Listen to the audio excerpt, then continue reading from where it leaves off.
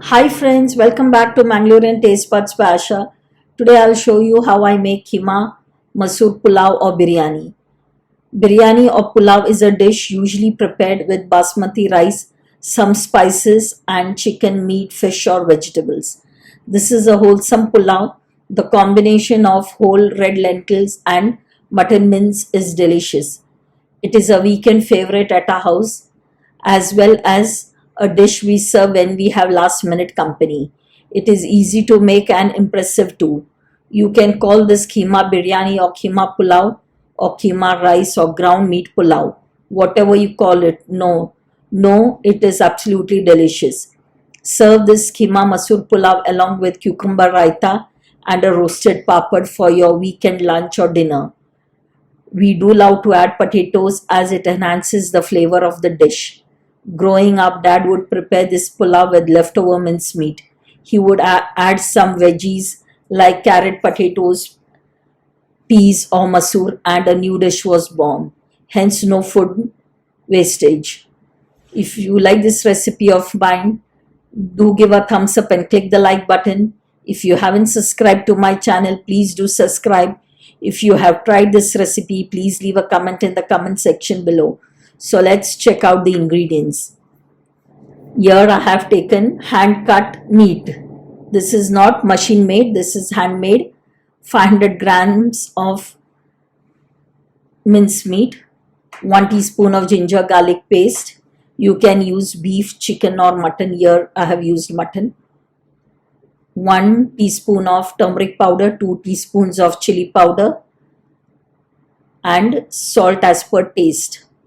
A little extra is fine because it will cover up when you are cooking the final dish. Give it a nice good mix and let it rest for an hour or so. Otherwise, you can skip this and cook directly. 2 pieces of cinnamon stick, 8 cloves, 5 cardamom pods, half teaspoon of peppercorns, 1 teaspoon cumin seeds, 2 teaspoons coriander seeds, 1 teaspoon fennel seeds.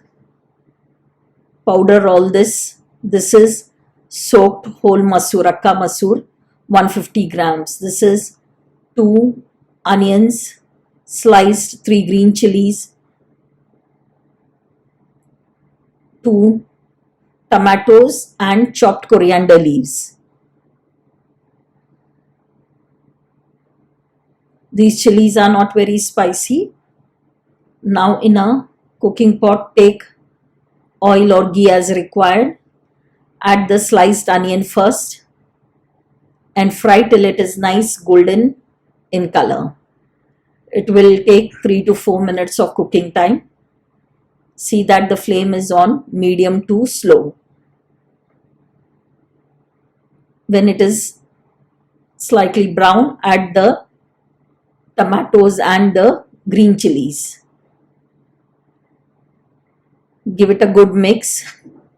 You need not cook till the tomatoes are completely mushy because it will cook with the masoor as well as the keema. Once everything is mixed, add the akka masoor. I have soaked it for 4 to 5 hours so that it will cook faster. Give it a nice good mix. Add the spice powder which we had made. Fry for a few minutes. By now the raw smell of the masalas is gone and you can see oil separating out from the masala. Add salt. Remember we had added salt in the marination of the mince meat. Mix well and cook till the keema is 50% done. It will cook faster as it is keema. If it was meat, it would have taken longer. Add a little hot water and let it cook. At this point of time, you can check the salt. If it is a little more, it is fine, because you still have to add the rice and the potatoes. When it is 50% done, add the potatoes. This is optional, but I do like to add it as it enhances the taste of the dish. If you do not want to add potatoes, you can add some French beans, carrots. Some do add peas also. Give it a nice good mix. Now cook till the potato is 30 to 40% done. This is 3 cups of long grain rice. Wash it and soak it for half an hour. Wash it and strain it. Now you can add the rice to the potato and keema masala. If you do not add rice, you have a keema and potato masala ready, which you can use it for your chapatis or rotis. Give it a nice good mix and add hot water.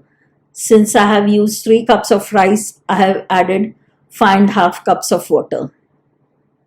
Again, the water depends on the rice. Some rice takes a little more of water, some do take less. Add the chopped coriander leaves. Give it a nice good mix. At this point, you can check for salt. If required, add accordingly.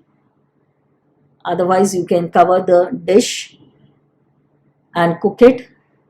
By now, the water has started drying. Reduce the flame to the slowest setting and cook till the dish is completely dry. Once you switch off the flame, let it rest for 10-15 minutes. After that, you can serve it. I hope you like this recipe of mine. Do give it a try. I'm sure you too will enjoy this. Thanks for watching. Please like, share and subscribe to my channel. And do not forget to click the bell icon to get notified as and when I upload a new recipe. The list of ingredients is given in the description box below. So my dear friends, hope you have enjoyed this quick and yummy recipe. Stay tuned for more such interesting recipes. Till we meet again, check out my other recipes at Mangalorean Taste Buds by Asha. Bye, see you soon with a new interesting recipe.